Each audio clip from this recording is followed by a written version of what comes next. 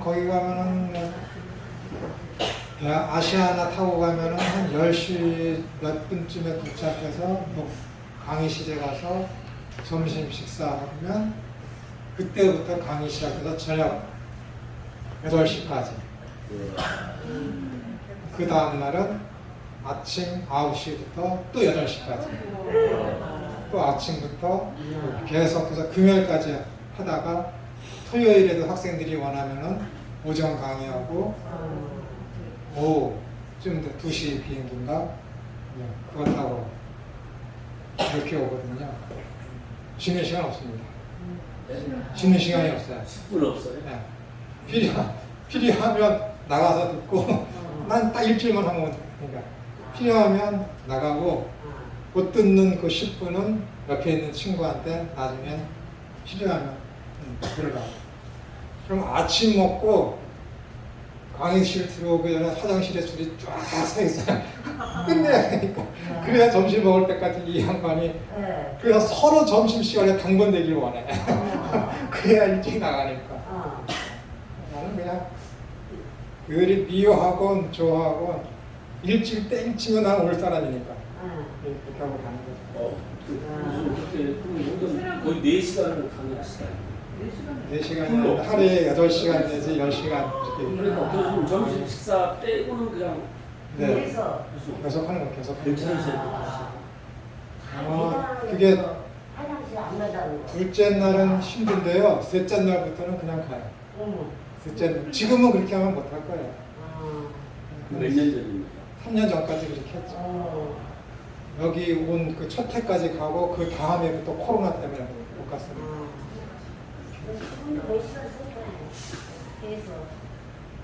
여러분들도 열심히 내지만은 거기서는 뭐 수천 킬로 떨어진 곳에서 온 거잖아요. 모지 마을에서도 와서 듣고 그렇게 하고 그리고 우리나라 그거 뭐죠? 카카오톡 같은 걸 켜놔서 그걸로다가 이제 목소리만 중국 전역으로 쭉 몇몇 학생들이 이렇게 해서 내보내고 강의하다 보면은 시장에서 장사하시는 분이 들어. 음악 막 하다 보면은 소리 빡빡 찌르는 소리가 막 들려요. 흥정하느냐고. 그게 이제 그 사람 휴대폰을 통해서 수업 시간에 딱 들리는 거죠. 그런 에피소드도 있고 그쪽에서 못 알아들으면은 질문 좀 대신 해달라고 그쪽에 다른 외지에 있는 사람들 그 학생이 갑자기 손 들고 막 질문하고 질문에 답하다 보면은 한도 끝도 없이 가는 거예요. 통역 안 하고 그냥 통역하죠. 사실 전개 끊어서 통역하고 네.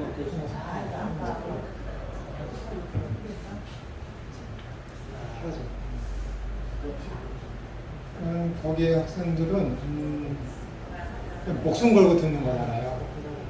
그래서 이 눈빛이 제가 처음 무슨 교회, 독산동에 무슨 교회죠? 두사랑교회. 두사랑교회 갔을 때도 그 눈빛을 봤어요. 그 눈빛. 또 학생이 있잖아, 네.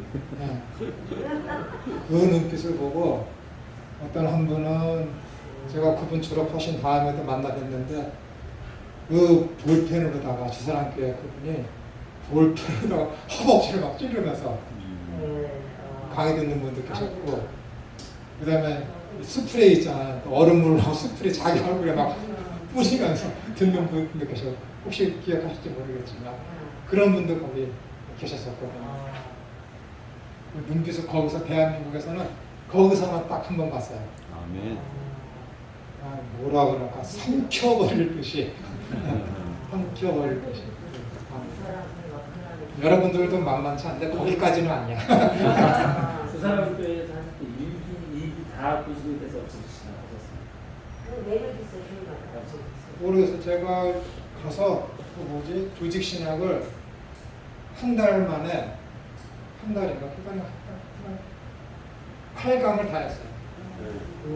시작 쭉 근데 마지막 날에 원래 종말론을 안 하려고 그랬는데 학생들이 종말론 좀 해달라고 그래서 마지막 날 4시간인가를 종말론을 했거든요. 근데 많은 분들이 찾아오시더라고요. 그때까지 자기가 알고 있었던 것에 대해서 너무 잘못 알고 있었다고 그러면서 회개한다고 그러는데 딱 3분이 찾아와서 마지막에 3분이 차 타러 내려가는데 1층에 내려오셔서 교수님께서 하신 그 모든 말씀이 좋은데 우리 셋은 동의 못합니다. 딱 3분이 누구? 동의 못합니다. 내 말이 다 맞는 게 아니니까 그렇게 하셔도 된다고 상급의 문제가 걸리신 거야 그분이. 그래서 거기 어떤 일 보신 분한테 카카오 스토리에다가 제가 글을 올렸죠. 상급에 대해서 쫙 올렸어요. 그랬더니 그 글을 어떤 신문사 기자가 봤어. 신문사 기자가 어떻게 봐서 아마 거기 장로님 중에 그 유명하신 분 있잖아요. 그분하고 좀 이렇게 일면일식 있는 기자인가 봐요. 그분이 전화를 했어. 이렇게 만나자고. 그러더니 내가 카카오 스토리에 쓴 글을 그분이 다 읽어봤나 봐요. 그러더니 자기 신문에다가 그거를 하나씩 올리겠대. 나중에 알고 보니까 그 신문이 굉장히 진보적인 신문. 나중에 보니까 그 신문사하고 거기 그 장로님하고 이야기를 하는 그분이 나는 변했습니다라는 식으로다가 구원파가 거기에 아마 그분이 거기에 연루되어 있었던 분인지 또 거기에하고 이제 관계 없다라는 그런 입장문을 식당에서 했어요. 그죠? 네. 했어요. 그때 입장문을 보고 건전하다라고 했는데 요즘은 모르겠어요. 제가 관계를 안 맺으니까 세례적인 그런 문제도 있는 것 같기도 하고 잘 모르니까. 어쨌든 이 서로 여러분하고 저하고 지금 정말 성경 전체에 대해 꿰뚫어보는 서론부터 시작해서 지금 종말론까지 이렇게 왔는데 여러분들이 제가 이렇게 하는 이 교재를 통해서 성경 공부하는 것에 대해서 100% 다 동의할 필요는 없어요. 여러분들도 성인이시고 여러분도 성경 볼 수 있는 어떤 시안도 있고 하시기 때문에 이 사람 책, 저 사람 책 보시면서 비판할 것은 비판하시고 그러셔야 돼요. 김천우 파라는 건 없거든요. 김천우 파라는 것은 없는데 의도치 않게 감리교 신학에서는 김천우 파가 있어요. 그래서 제천에서 그분들이 모아서 전국에 있는 졸업생들을 모아서 강의를 했더니 제 단상을 엄청 높여놨어요. 난 낮은 것이 좋은데 단상을 엄청 높여놨어요. 없던 단상을 만들어놔서 이렇게. 근데 제가 보는 각도가 있거든요. 이쪽 시력이 굉장히 안 좋아요. 단상에 있으면 이쪽을 안 보고 이렇게 보는 여기 있어갖고 이쪽을 보는 습관 저는 있는지 몰랐는데 이쪽 자리를 놓고 막 사모님들이 다투는 거야. 왜 그러시냐고 그랬더니 나중에 그러더라고. 선생님이 항상 이쪽만 본다라는 거야. 항상 이렇게. 항상 이쪽만. 그래서 이제 내 눈에 띄인다고 지들 나름대로 이쪽에 앉는 거야. 그래서 나중에 알고 보니까 그 사람들이 김천우 파가 저기 있다고. 김천우 파가. 그러면 안 돼요. 그러면 안 돼요. 틀린 거. 강의 하실 때 저를 그렇게 많이 보시는 것 같지는 않았어요. 네, 굉장히 주의하고 있어요. 왜냐하면 제가 외국인 교회에 한 3년을 다녔거든요. 이렇게 다니는데 통역하시는 분이 이쪽에 앉았는데 항상 치마를 입고 계셔.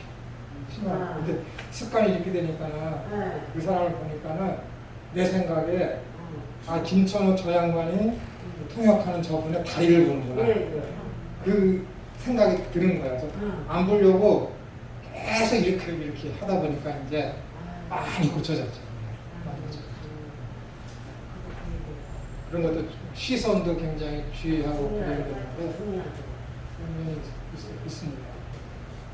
그래서 사담이지만은 제가 그리는 이런 돌은 100% 맞다고 보시면은 여러분 곤란해요. 여러분도 더 깊이 연구하시고 하셔서 특히 종말론에 대해서만큼은 여러분들이 유의해서 잘 들으셔야 됩니다.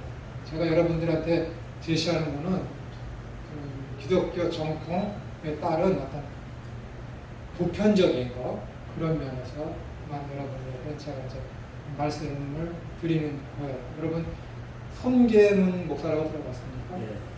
그 양반이 요한계시록 8장, 9장, 10장, 13장 그 부분에 대해서 굉장히 왜곡되게 지금 해석을 하고 가르치고 자기만이 유일한 종교개혁 후계자다 그런 식으로다가 하면서 요한계시록을 지금 강의하고 있어서 지금 교단에 대한민국 교회에 심각한 문제를 지금 야기하고 있거든요. 이 계시록 종말론에 관한 이런 강의는 굉장히 조심해서 들으시고 하셔야 돼요. 오죽하면 칼빈도 요한계시록을 주석을 했는데 4장까지밖에 안 했어요. 5장부터는 난 모르겠다. 얼마나 겸손합니까? 종교개혁자 칼빈도 나는 모르겠다 해갖고 요한계시록도 4장까지만 주석을 하고 뛰어난 사람이에요. 그래서 하지 않았죠. 근데 지금은 이제 요한계시록을 어떻게 읽을 것인가라는 그런 책들도 여러 권이 나와 있고 좋은 책들이 좀 있습니다. 특히 여러분들이 종말론을 공부하시려면 후쿠마가 쓴 종말론이 있습니다. 이것을 여러분들이 꼭 읽어보셔야 돼요. CLC에서 나왔는데 그 책을 읽어보셔야 돼요. 저는 그 사람 책을 많이 참고하고 있거든요. 참고하고 그렇습니다. 손계문 목사 누구야? 손계문 네. 목사는 하나님 얘기가 그분에 대해서는 제가 거기서 파생돼서 하는 그러면은 그분이 하나님의 교회라고 그러면은 이런 정통 합동 측이나 통합 측에서 이렇게 이해할 필요가 없거든요. 내가 볼 땐 그분이 이단에 있는 그런 교단에 있는 것이 아니라 기본 그런 정통 그런 교단에 속해 있기 때문에 합동해서 입장을 발표하는 것 같아요. 제가 그분에 대해서는 정확하게 모르고 청년들이 그분 강의를 듣고 와서 묻고 신천지랑 비교해서 이야기하고 그러니까 아무것도 모르는 청년들이 이 종말론에 대해서 공부하고 오는 거 보면 다 신천지 겁니다. 대부분이. 여러분들 한번 교회 가서 이 종말론에 관심 있는 청년들이나 또 집사님들과 이야기해 보시고 그 사람이 보는 그 사이트를 한번 보세요. 대부분이 신천지 겁니다. 신천지. 아주 잘해놨거든요. 아주 잘해요. 유사하게. 그래서 그런 내용을 보고 우리 토론하자 그래갖고 이제 교회로 오게 되면은 신천지로 가는 거죠. 신천지. 결코 여러분들이나 여러분 자녀들이나 친구분들이 성경 공부할 때 자기 자신이 다니는 교회 외에 다른 교회 가서 공부하는 열성은 좋지만 하면 안 돼요. 요즘에. 하면 안 돼요. 절대 하시면 안 돼요. 자기가 궁금한 거 있으면은 내 교회 다니는 목사님이 있는데 왜 다른 데 가서 묻고 거기서 공부합니까? 맞지 않아요. 자기가 다니는 교회에 그래서 가서 이제 함께 알아보는 것이 좋죠. 가끔가다 보면 청년들이 우리 교회 목사님 설교는 이 본문에 대해서 이렇게 얘기해요. 제가 볼 때는 이게 구속사에 맞지 않는데요. 저희 선생님 어떻게 생각하세요? 묻는 사람이 있어요. 대답해 주면 교회가 싸우잖아요. 대답을 안 해줘요. 질문을 좋게 해야지. 제가 공부하다 보니까 이 본문의 생각은 이렇습니다 하면 대답해 주는데 우리 교회 목사님은 이래요. 그러면 대답 안 해요. 싸우자는 거니까. 벌써 자기가 이 질문을 갖고 오면 뭐예요? 뭔가 이상하다라고 했기 때문에 질문하는 거잖아요. 그렇습니다. 그 다음에 네 번째로 지금 우리는 성경을 관통하는 어떤 총화에 대해서 흐름에 대해서 살펴보고 있습니다. 맨 처음에 살펴본 것은 이제 느부갓네살 왕이 꿈꾸던 뜨인도라고 세상의 왕, 뜨인도의 세상에 대해서 승리할 것이다 라고 제가 생각을 해봤고, 두 번째는 이제 성경의 편집적인 그 방향성이 하나님 나라를 향하고 있고, 그다음에 세 번째로는 예수님께서 사역하신 그리고 가르치신 그런 모든 것들이 다 하나님 나라에 집약되어 있다라고 이제 살펴봤습니다. 네 번째, 그 예수님의 산상수훈은 먼저 그의 나라와 그의 의를 구하는 것을 천국 백성들이 세상 속에서 추구하고 지향해야 할 신앙적 삶의 궁극적인 목표라고 총체적인 관점에서 설파했습니다. 그러면 제가 여러분에게 먼저 그의 나라와 그의 의를 구하라 라는 것에 대해서 말씀을 드렸는데, 여기서 먼저라는 것은 어떤 학자가 얘기했듯이 우선순위다 라고 얘기하지 않습니까? 그거는 성경 본문의 흐름상의 우선순위는 먼저 그의 나라, 먼저 first 이렇게 이제 먼저 우선순위 더 좋지만은 이것은 본문에 그런 얘기가 아니에요. 먼저는 우선순위라기보다도 내 삶 모든 영역에서 내가 하나님의 통치를 받는 그 하나님 나라를 지향하는 그 방향성으로다가 삶을 살라는 거예요. 모든 면에서. 그러면은 이것이 우선순위라고 그러면은 지금 교회에 봉사해야 되고 교회 일을 해야 되고 그러는데 그런 시급한 일이 있어. 근데 내가 지금 내 사업장에서 아주 중요한 손님을 만나고 일을 하고 있는데 먼저 우선순위가 거기에 딱 붙으면 어떻게 해야 되겠습니까? 교회를 가야 되잖아요. 그렇게 생각하고 있잖아. 그 목사님들이 또 그런 식으로 이 부분에 대해서 우선순위다라고 했기 때문에, 이 우선순위라는 말을 한국 신학자가 먼저 얘기했으면은 우리나라에 이렇게 영향을 미치지 않았을 거예요. 아주 그냥 공부 열심히 한 미국 학자가 우리나라에 와서 그런 말을 했으니까 서양인이 이야기했다. 그 사대에 빠져갖고 그냥 미국인이 이야기하는 것은 진짜 그냥 예수님 말씀보다 더 귀히 여겨서 빠져갖고 그게 그냥 명령처럼 받아들여갖고 그렇게 이야기하고 있는 것이죠. 성경의 흐름은 본문에 그것은 먼저 우선순위가 아니라 그 중요성, 모든 면의 삶 전체 모든 영역에 있어서 하나님 나라를 향하는 그 삶을 추구해야 된다는 거예요. 그러면 먼저 그 일을 해놓고 와서는 자기 자신이 어떤 삶의 터전에 와서는 하나님 나라를 지향하지 않아도 된다는 겁니까? 아니잖아요. 그러면 안 되는 거예요. 그러면 유명한 사람이 말을 했다고 다 옳은 것은 절대 아닙니다. 이는 앞서 예수님께서 공생의 사역을 시작하시면서 회개하라 천국이 가까이 왔느니라고 선포하신 말씀의 연장선상에서 해석해야 할 관점이기도 합니다. 하나님 나라가 지금 예수님 말씀 세례 요한의 구약 시대의 마지막 설교처럼, 그다음에 신약 시대의 예수님의 첫 설교처럼 회개하라 천국이 가까이 왔는, 가까이 앵기죠. 저기서 지금 오고 있다라는, 가까이 지금 내 눈앞에 지금 탁 와 있다라는 것이죠. 그럼 어떻게 돼요? 그 나라가 임했으면은 그 나라를 가기 위해서는 내 삶의 모든 방향성을 내 아비와 본토 친척을 떠나서 살아가는 그 방향성으로 나아가야죠. 내 본향은 내 육신이 거하는 이 땅이 아니라 가나안 땅임을, 하나님 나라임을 자각하고 그 나라를 향해서 내가 삶을 살아가야죠. 세상 풍조에 물들지 아니하고 새로운 피조물로서의 삶을 살아야죠. 내 배를 위한 것이 아니고 내 가족만을 위한 것이 아니라 자기를 부인하고 자기 십자가를 지면서 삶을 살아가야죠. 술에 취한 것처럼 세상에서 그렇게 희희낙낙하며 세상을 추구하는 것이 아니라 성령에 취해서 성령을 쫓아가는 삶을 살아야죠. 성령을 쫓아가는 사람은 어떻게 되는 거예요? 술 취한 사람이 휘청거리며 그 모양과 그 태도와 그 말투만 보더라도 그가 술 취한 사람인 것을 아는 것처럼, 성령에 취한 사람은, 성령 충만한 사람의 삶은 어떻게 돼요? 내가 보면 알 수 있어요. 말씀을 통해서 그를 견제해보면은 그가 성령에 취한 사람인지 성령에 충만한 사람인지 아닌지를 알 수가 있죠. 그렇게 삶을 살아야 되는 거예요. 누가요? 먼저 그의 나라와 그의 의를 구하는 사람의 삶이 그렇다라는 거예요. 그래서 그의 삶은 뭐예요? 매일이 예배예요. 매일이.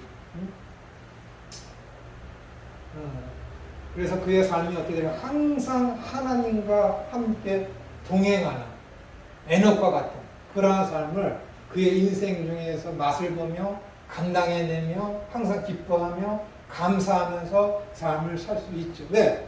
이 땅에 살면서 하나님 나라에 먹는 것과 마시는 것이 아니라고 하면 좀 이야기하고 있지 않습니까? 힘들어요. 힘들어.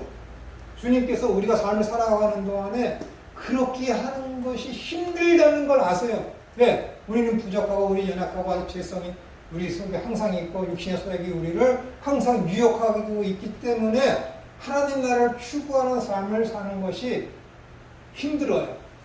그렇기 때문에 어떻게 명령하는 것이죠. 기도해라. 기도해라. 그렇기 때문에 명령하는 것이죠. 기뻐해라. 힘든 줄 알아. 그러니까 기뻐해 하는 삶을 사는 것이 힘들다는 걸 주님께서 아셔. 왜? 우리의 모든 것을 다 체육하신 분이시기 때문에, 경험하신 분이기 때문에. 이 어려운 상황에서 감사하는 상황을 하는 것이 힘들어. 아셔. 그렇기 때문에 감사하라 하는 거예요.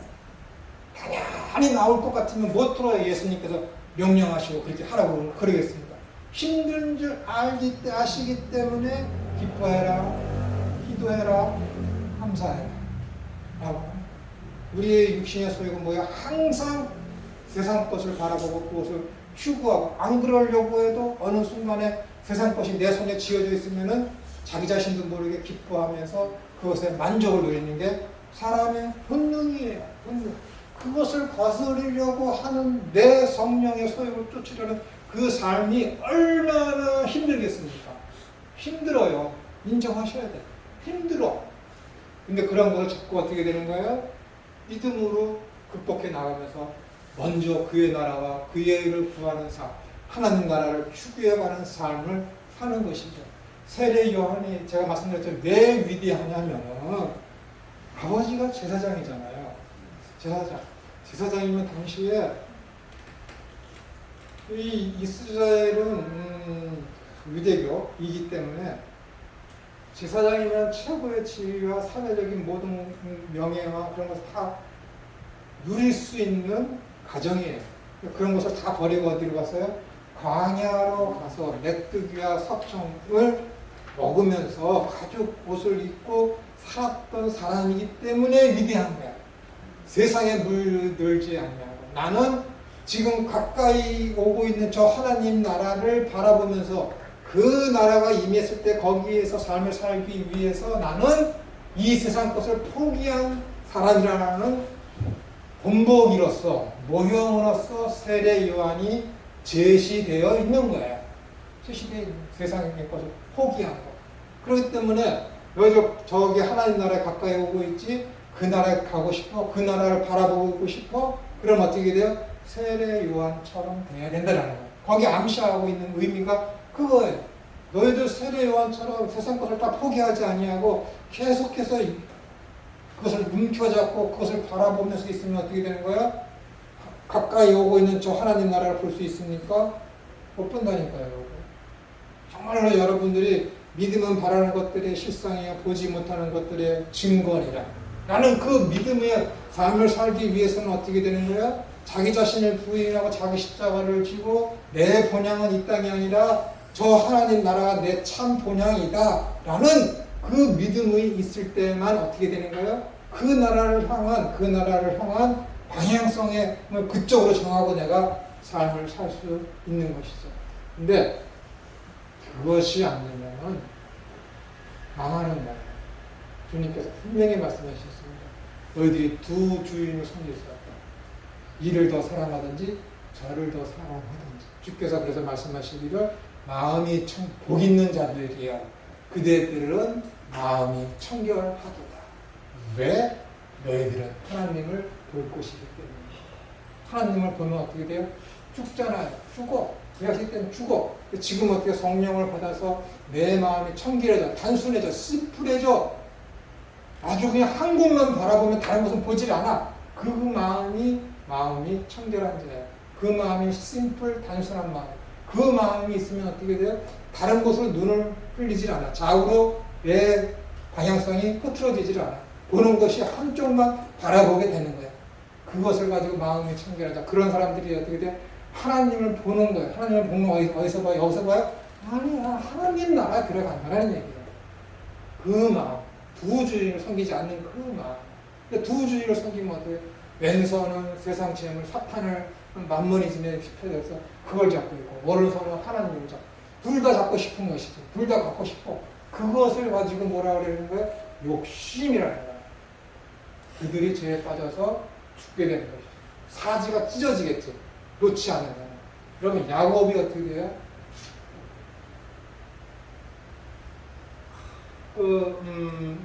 요셉이 애굽으로 끌려갔어. 죽은 줄 알았지.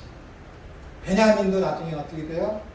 형제 요셉이 형제들한테 베냐민을 나한테 보내라고 그러잖아요. 베냐민까지 보내니까는 야곱이 하는 말이 뭐예요? 여호와여, 당신께서 이것마저도 취하십니까? 라고 하잖아요. 그러면서 뭐예요? 모든 것을 포기해요. 야곱이 뭐예요? 이름이 이스라엘인데 이스라엘을 고쳐주면서 야곱을 이스라엘로 부르신 적이 한 번도 없어. 주님께서 시몬의 아들 게바를 베드로로 이름을 고쳐주신 다음에 한 번도 베드로라고 이름을 부르신 적이 단 한 번도 없어요. 한 번도 없으니까 이름을 고쳐줬으면 그렇게 불러야지. 왜 안 불러? 그 자세가, 그 자격이 안 됐으니까. 이 땅에서 삶이, 우리는 그렇다라는 거야. 이 땅에서는 그렇게 하나님이 붙여주신 너는 성도다 했다고 우리가 성도로서의 성도 거룩한 삶을 살 수 있어? 안 돼요. 안 된다니까. 포기해야 돼. 포기. 그렇다고 노력 안 하라는 건 최선을 다해야지. 야곱이 베냐민까지 빼앗겨서 보내니까 하나님께서 이것마저 나한테 놓으라고 하시네. 다 놓으니까 어떻게 되는 거야? 마음이 평안해져서 바로와 첫 대면에서 어떻게 되는 거예요? 세계 최고의 왕에 대해서 내가 내 인생의 130년이 험악하였다. 그러면서 감히 나그네 된 자가 주인된 왕을 축복하셨다. 이게 그리스도인이야. 하나님이 우리에게 원하시는 게 이 땅에서 우리에게 원하시는 삶이 그거예요. 뭐? 자기 자신의 손 움켜잡으면서 어떻게 피게 만들어요. 처음에 하나 펴겠지. 두 개 펴겠지. 세 개 펴겠지. 네 개 펴겠지. 5개를 다 피게 만드시는 분이 하나님. 이거 안 펴? 힘들다니까요, 여러분. 말씀드렸죠? 하나님께서 여러분 머리 위에 있는 재앙 안 막아주십니다. 안 막아주신다니까요. 사람들은 그걸 보고 하나님 날 때렸다고 그러지. 이미 여러분들은 뭐예요? 에베소서에 있는 말씀대로 우리는 다 하나님의 진노의 자녀였어. 진노의 자녀. 진노의 자녀니까 진노가 위에서 폭포수처럼 떨어지고 있어요. 지금. 근데 어떻게 되는 거예요? 하나님께서 지금 그것을 막아주고 있거든요. 원래 우리는 다 진노의 자녀. 진노의 자녀. 사탄의 자녀라니까는 진노가 폭포수처럼 떨어지고 있는데 하나님이 그걸 다 막아주고 있는 거예요. 말을 안 들어? 치우시겠지. 치우시다니까요. 그게 뭐예요? 성령님께서 우리와 함께 해주시고 우리를 지켜주시는데 위험한 길로 갈 때 하나님께서 막아주시는데 지금도 그렇게 그거 사람들이 몰라. 그래서 야, 너 주일에 왜 안 나와? 너 하나님한테 한 대 맞는다. 하나님 때리는 것을 알고 있지. 이 원리를 모르니까. 잠언서 1장을 모르니까. 이 이야기를 모르니까. 진노를 지금 예수님께서 막아주고 계시다는 그 사실을 모르니까. 그러니까 그 진노에 임하는 것을 하나하나 딱 거치면 한 대 딱 맞으니까는 거봐. 너 왜 저번 주에 안 왔어? 하나님이 때리잖아. 그렇게 이야기하는 거야. 때리는 것처럼 보이지. 이미 때리고 있는 거를 주님께서 지금 다 막고 계시는데 그건 모르고 그 은혜는 모르고 그런 식으로 하면은 큰일 납니다. 하나님 한 번도 때린 적이 없는데 가서 하나님 정말 몇 월 며칠에 나한테 때렸잖아요. 그때 안 때렸으면 저 큰일 날 뻔했습니다.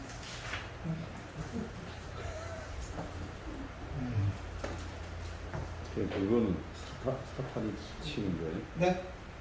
하나님이 치는 게 아니라 사탄. 모든 징벌, 징계, 아픔, 고통, 수치 그런 건 다 사탄이 되는 겁니다.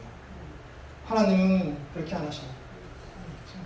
보통 그렇게 말하잖아요. 그렇게 아는 것이죠. 내가 어디 뭐 육체적으로 땡기고 왔다. 그 하나님이 좀 나를 깨우치기 위해서 쳤다고 이렇게 간증이 그렇게 많이 나오잖아요. 그러니까 이를테면은 내가 하나님에게 하다가 세상 욕심에 빠져서 했을 때 하나님께 날 깨닫게 하기 위해서 하나님이 날 때렸다. 그게 어디서 나오는 거냐면요. 야고보서 5장에 보시면은 하나님의 징계가 없으면 사생자야. 그 말씀 있죠. 그게 파이디온이거든요. 파이디온. 성경의 대부분의 성경이 영어 성경에서 그것을 징계라고 하지 않습니다. 퍼니시먼트라고 성경을 해석하지 않아요.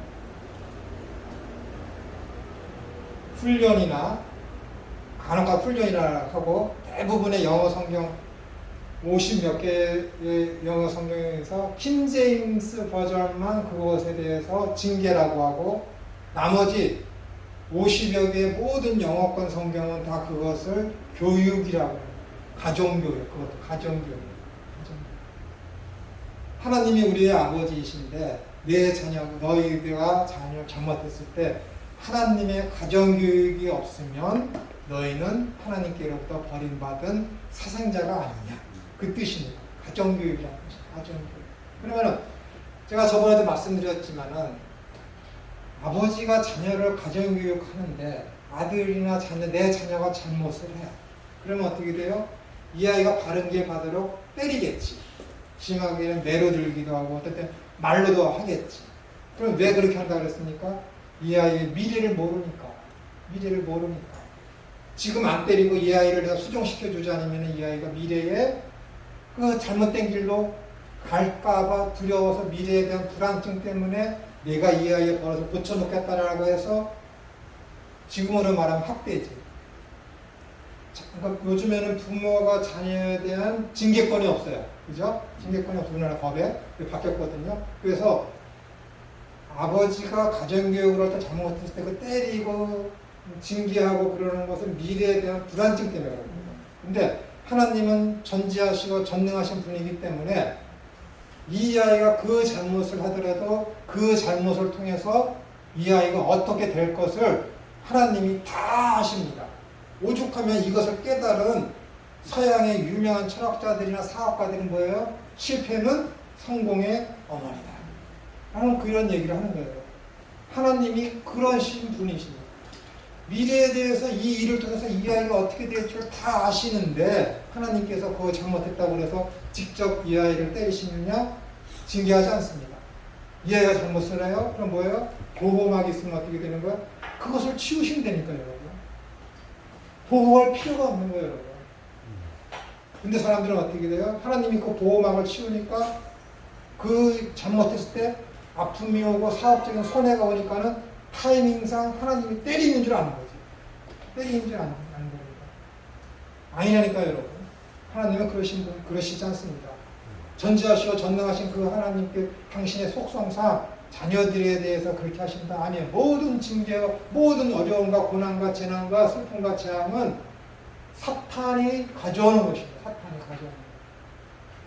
그럼 모든 것들이 다 죄인데 모든 아픔은 뭐예요? 창세기 3장에 보면 2장을 보시면 3장을 보시면 아시겠지만은 이 땅에는 인간들이 하고자 하는 대로 모든 것들이 다 됐어요. 왜? 하나님과 하나가 되어서 하나님의 형상대로 하나님을 할 수 있는 능력이 그들에게 있었기 때문에. 그런데 죄가 들어옴으로 말미암아 뭐예요? 이 땅에 엉겅퀴가 생기고 여자에게는 아픔이 더 생기고 남자에게는 뭐예요? 수고의 어떤 그런 노력이 더 생기게 되는 것입니다. 그 이전에는 어떤 재앙도 어떤 아픔도 어떤 수고도 없었습니다. 분명히 없었어요. 죄가 들어옴으로 말미암아 지금 우리가 당하는 이런 수고와 이런 여인의 아픔과 고통과 수치가 그 죄로 말미암아 생긴 것이죠. 생긴 것이에요. 하나님이 이 땅에 그런 것을 가져온 적이 단 한 번도 없어요. 단 한 번도. 그렇기 때문에 예수 그리스도께서 재림하셔서 하나님 나라의 완성이 되어 그 극치를 이루게 되면은 이러한 사탄으로부터 죄로 말미암아 죄의 세력으로부터 생기게 된 모든 아픔과 수치와 어떤 그런 재앙들은 전혀 없어지게 돼요. 완전히 사라지게 된다니까. 완전히 그 나라를 바라보면서 우리가 기쁨과 감사하면서 살아갈 수 있게 되는 것이죠. 그렇기 때문에 여러분들이 내가 이것을 안 하면 하나님이 날 때린다라는 그런 공포 속에서 신앙의 삶을 내가 잘해야지 하는 것은 그 알미니안주의적인 신앙의 가르침입니다. 여러분. 그런 식으로 하나님을 믿으면은 여러분 곤란한 거예요.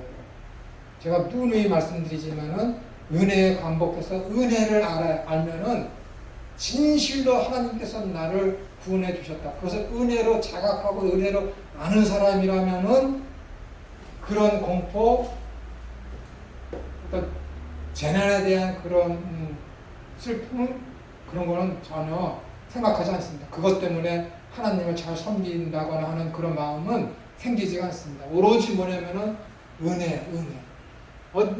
여러분 사도 바울이 수많은 13개의 어떤 서신서를 쓰면서 거기에 하나님의 어떤 재앙이나 그런 것 때문에 하나님을 잘 섬겨라라는 가르침이 있습니까? 예수님께서 그렇게 가르치신 적이 있습니까? 한 군데도 없어요. 여러분. 사도 바울의 그 서신서를 보면 모두가 다 은혜이며 하나님께서 돌보심에 대한 감사가 거기 우러나와서 하나님을 섬기라고 되어 있지, 그 징계가 무서워서 하나님을 섬겨야 된다는 그런 가르침이나 그런 어떤 뉘앙스가 풍기는 것이 신약 성경에는 그 어디에도 없습니다. 구약 성경에는 뭐 에베소서나 그리심산에서 하나님의 말씀을 잘 십계명을 잘 지키면 너희가 복을 받을 것이며, 에베소서에서는 어떻게 하나님의 말씀을 지키지 않으면 너희가 저주를 받을 것이다 라고 했을 때는 그 뭐예요? 임하는 그 저주에 대해서 우산에 대한 그런 어떤 보호하심 하나님이 걷어가시는 것이죠. 그러니까는 출애굽했을 때 예수님 우리 하나님께서 어떻게 낮에는 구름기둥으로 밤에는 불기둥으로 보호하시는 그런 그림을 우리에게 보여주고 계시잖아요. 그리고 이삭을 통해서는 어떻게, 아브라함이나 이삭을 통해서는 어떻게 돼요? 그들이 잘못했잖아요. 부인을 누이라고 하고, 그럼에도 불구하고 하나님께서 어떻게 돼요? 그들을 혼내지 아니하시고 오히려 그 상대방의 그 바로나 느부갓네살이나 그 왕들에 대해서 하나님께서 오히려 겁을 주시고 그들의 모든 재산들을 빼앗아가겠다라는 그런 패를 끊어버리시는 재앙을 임하는 것을 그냥 놔둬버리시고 아브라함과 이삭을 구원해 주시잖아요. 분명히 잘못했음에도 불구하고. 왜?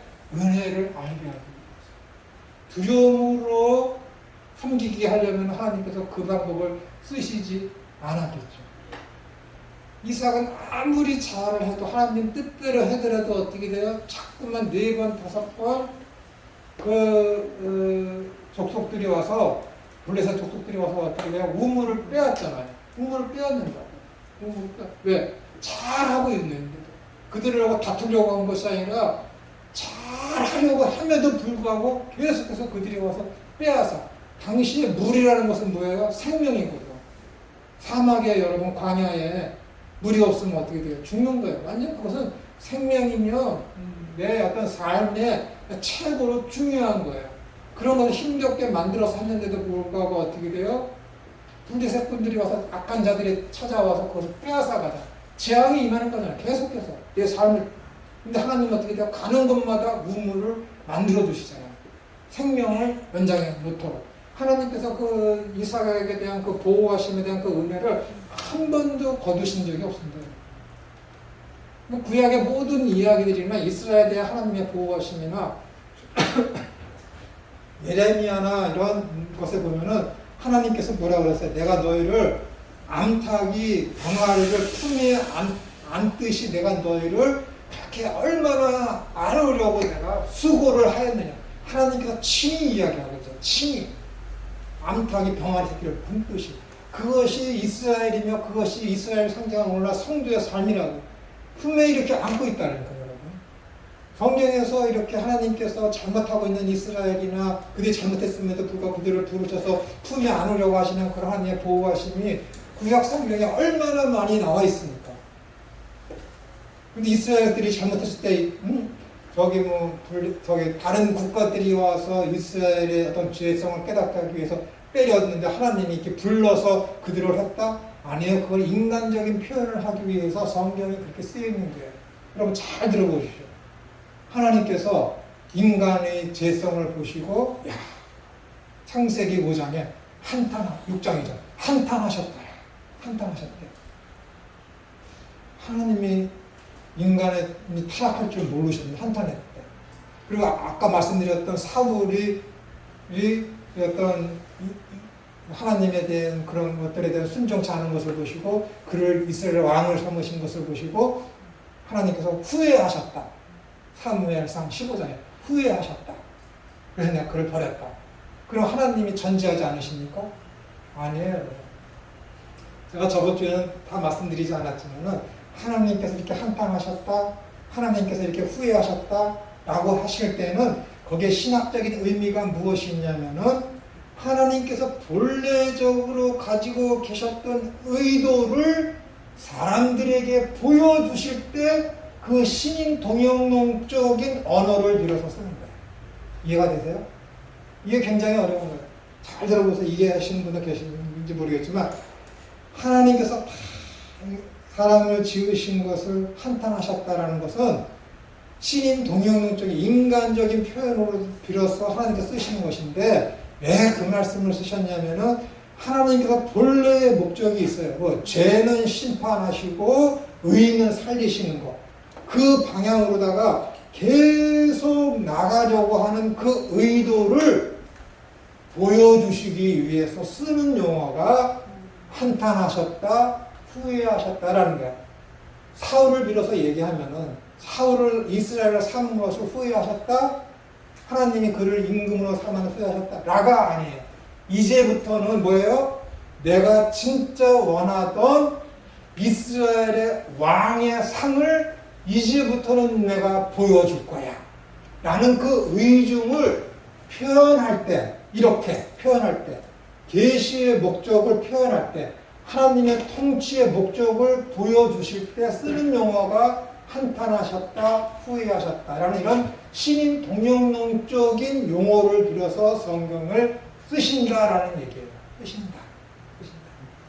그렇기 때문에 이렇게 성경에서는 하나님께서 저 이방 민족을 데리고 와서 이스라엘을 쳤다라고 하지만 그것은 뭐 인간들의 편에 서서 이스라엘이 잘못했을 때 저기 바벨론이나 아스르나 애굽이 가서 때렸을 때는 어떻게 돼요? 이스라엘이 잘못했어. 그러면 어떻게 되는 거예요? 아, 우리가 잘못했기 때문에 하나님께서 저들을 불러서 때렸다라고 볼 수밖에 없죠. 그러나 구속론적으로 봤을 때는 어떻게 돼요? 세상 역사적으로 봤을 때는 어떻게 되는 거야? 애국은 호시탄탄 어떻게 되는 거예요? 이스라엘을 넘어서 이쪽 바벨론을 침공하길 원해요. 준비하고 있지. 바벨론은 어떻게 돼요? 이 팔레스틴을 점령해서 아프리카를 가기를 원해. 항상 전쟁 강대국들은 정복의 꿈이 있잖아요. 그걸 이용하시는 거지. 그때 그걸 풀으시는 거라니까. 바벨론이 애국을 치려고 어떻게 되는 거예요? 야, 유다야, 너 땅 좀 비켜. 애굽이 그랬지, 애굽. 야, 우리나라 저기 바벨론을 쳐야 되니까는, 야, 히스기야야, 너 땅 좀 비켜줘. 안 비켜줘. 그럼 어떻게 되는 거예요? 얘가 다른 나라를 의지하려고 그랬지, 유다가. 그럼 어떻게 돼요? 이 나라가 때리는 거예요. 분명히 하나님께서는 뭐예요? 야, 이스라엘아, 너희는 다른 나라를 섬기지 말고 그들을 의지하지 말고 나 여호와만 의지하라. 근데 그게 믿음이 돼? 안 되니까 다른 나라를 의지해. 그럼 이 나라는 어떻게 되는 거야? 계속해서 이스라엘 넘어서 저 넓은 대륙을 점령하고 싶은데 이스라엘이 막아. 그럼 얘들이 이스라엘 치겠지. 그럼 이스라엘은 어떻게 돼요? 다른 나라를 의지하니까는 우리가 보니까 이스라엘이 하나님을 의지하지 않으며 다른 나라를 의지하니까 하나님께서 애굽을 불러서 야, 이스라엘 깨닫게 하길 이스라엘 때리네. 그건 인간의 입장이야. 인간의 입장. 하나님 어떻게 되는 거야? 계속해서 그 약한 이스라엘을 지금 돌보고 있는데 요놈의 이스라엘이 하나님의 말씀을 듣지 아니하고 세상을 의지하고, 그러니까 어떻게 돼요? 강대국으로 못 넘어오게 하는 그 경계선을 하나님이 치워버리는 거죠. 그럼 애굽이 와서 이스라엘 때리는 거야. 바벨론에 가서 이스라엘 때리는 거야. 그거 얘기하는 거예요, 여러분. 하나님이 직접 가서 야, 바벨론아, 너 가서 이스라엘 가서 때려라. 이방인들한테 그렇게 영감을 주셔서 하겠습니까? 그게 좋은 신입니까? 아니라니까, 여러분. 하나님은 계속해서 이스라엘을 지켜주고 있어요. 근데 얘들이 어떻게 되는 거예요? 하나님의 그 은혜를 모르고 계속해서 하나님을 의지하지 아니하고 다른 신을 섬기고 다른 나라를 섬기고 하나님으로 직접 통치받는 걸 원치 아니하고 사울, 이스라엘, 우리가 원하는 그 좋은 신세, 이통당당 그런 겉으로 보기 좋은 그런 왕을 자꾸만 달라고 그러니까는 그래? 그럼 너희들이 한번 하고 싶은 대로 해봐. 그러면서 어떻게 되는가? 보호막을 치우는 거라니까, 하나님은. 그러면 그때 어떻게 되는 거야? 이방 나라들이 와서 때리고 약탈해 가고 그러는 거야. 그런 것을 봤을 때, 인간적으로 딱 봤을 때 하나님이 이스라엘을 때리도록 애굽을 들어 쓰셨다 라고 얘기하는 거예요. 그게 여보 신인동양용적인 표현입니다. 표현. 그때마다 어떻게 돼요? 생각을 해보세요. 때렸어. 병 주고 약 주고 병 주고 약 주고 병 주고 약 주고 계속 그래. 선지자들을 통해서 야 하나님이 지금 널 병 주고 있지? 얼마 후에 하나님 널 다시 구원해 주실 거야. 좋으신 분으로 보입니까? 오죽하면은 돌 같은 그런 작자들은 구약의 하나님을 가지고 깡패라고 표현하겠습니다. 깡패. 그것은 여인인가 그 책에 여자는 무엇으로 사는가 그 책에 보면은 그렇게 되어 있습니다. 왜 제목은 그렇게 붙였는지 구약 이야기를 하면서. 그러니까 여러분 여기에는 의심의 여지가 없어요. 하나님은 창세 때부터 지금껏 앞으로도 믿는 그 자들을 향해서는 암탉이 병아리를 제품에 안듯이 날개 아래로 모아서 지금 보호하고 계시는 거예요. 구름기둥과 불기둥으로 여러분들 지켜주고 계시다라니까요, 여러분. 경계선을 딱 그어놓고 악한 사탄의 세력이 여러분들 침범하지 못하도록 지금 딱 그어놓고 사탄아가는 여기까지만 딱 경계선이야. 여기 넘어가면 안 되라고 지금 지켜주고 계시다라니까요. 근데 우리가 잘못을 해? 하나님의 은혜를 몰라? 그럼 어떻게 되는 거예요? 경계선을 잠깐 물리신다니까요, 여러분. 그러니까 사람들이 뭐예요? 하나님이 그때 예를 들어서 내가 잘못하니까 때린다 라고 표현하는 거예요. 때린다. 이게 성경이 계속해서 이 이야기를 하고 있는 거예요. 그러니까 사람들이 우리나라 성경 번역 잘못됐다 라고 하는 거예요. 왜? 이것은 징계가 아니라 가정교육이라고 해야 된다라는 거예요. 가정교육. 번역, 파이디어. 어린이라는 단어가 거기에서 나와요. 파이디아스. 가정교육. 교육이에요. 교육. 징계가 아니라. 생각을 해보세요. 시간이 많이 가요. 어떻게 생각을 해보세요. 내가 만세전에 택해서 얘를 구원하기로 작정을 해서 당신의 사랑하는 아들을 보내서 모든 죄짐을 가지고 아들을 대신 죽여서 김천호를 구원했어. 내 자녀로 삼아서 영생을 주었어. 이 아이의 인생이 어떻게 되며 하나님 나라의 극치에 들어가서 얘가 어떻게 될 걸 다 알아. 이 아이가 짓는 모든 죄를 70번씩 7번이라도 또 그 죄를 용서해 주라고 주님께서 친히 제자들에게 약속을 했어. 예수님의 글쎄 보혈로서 그의 잘못과 모든 죄와 허물을 다 덮으셔서 진노의 자녀에서 이제 의의 자녀를 만드셨어. 근데 김천우가 하루는 하나님 앞에 대해서 나 교회 가기 싫어요. 안 갈래요. 때려? 아들을 내어주신 그 사람까지 있는데 때려? 아니니까요. 아니니까요. 은혜를 알아야지. 징계가 무서워서 하나님의 진노가 무서워서 교회 다니고 예배 다니고 헌금하고 충성 봉사하고 하나님 나라를 향해서 목표를 두고 그런 것으로다가 삶을 살아요. 그건 믿음 아닙니다, 여러분. 이방신들이 하는 이방신들 똑같은 거 거래하는 거예요. 매맞지 않기 위해서 믿어요. 매맞지 않기 위해서 선을 해.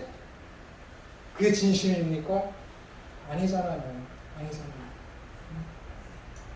여러분들이 제가 성경을 읽고 이렇게 알게 된 이것에 대해서 어떻게 생각하시고 이해되실지 모르겠지만 성경을 한번 하나님께서 이스라엘 백성들을 통치해 오시고 신약 성경에서 이러한 어떤 하나님의 자녀에 대한 바람과 교육에 대한 그런 한번 방법에 대해서 한번 여러분들이 주의 깊게 한번 이야기를 해보십시오. 살펴보십시오. 하나님은 징계하시거나 이렇게 하는 것을 직접 하시는 것이 아니라 이렇게 오죽하면 야고보서에서는 하나님은 시험도 받지 아니하시고 친히 시험도 안 하시고 친히 답이 여기 있잖아요. 친히 시험도 안 하시고 시험은 다 우리의 욕심 때문에 생기는 것이고 모든 어려움과 곤란과 아픔과 수치와 좌절은 다 뭐예요? 하나님이 너 한번 당해봐라. 그리고 깨닫게 하시기 위해서 하는 것이 아니라 이미 그러한 것들은 우리 머리 위에 이렇게 가까이 와 있는데 하나님이 지금 막고 있기 때문에 내가 지금 수치를 당하지 않는 것이고 내가 지금 어떤 안 좋은 일에 휩싸여 있지 않는 것입니다.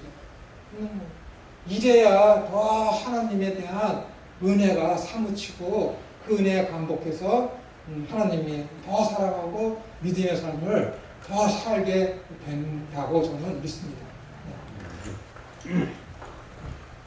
오늘 여기 끝나야 되는데 시간이 많이 가서 다음 주에 보겠습니다. 하나님 아버지 감사합니다.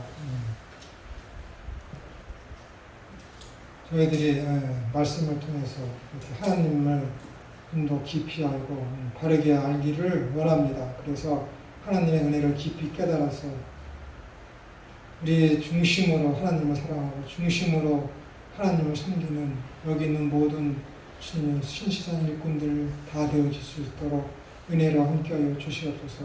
날이 더워지고 이제 아버지 하나님이여 제 4차 코로나 바이러스가 득세하는 시기가 되었습니다. 이런 가운데서도 성령 하나님께서 우리의 보호막이 되어 주시어서 모든 사고와 사건과 질병과 전염병의 위험에서 여기 있는 모든 무리와 가정과 직장에 하나님께서 보호막을 쳐주셔서 안전하고 건강한 삶을 통해서 하나님 나라의 신실된 일꾼으로서의 삶을 넉넉히 잘 감당해내는 우리 모두가 되어지게 은혜를 베풀어 주옵소서. 거룩하신 예수님의 이름으로 드리옵나이다. 아멘.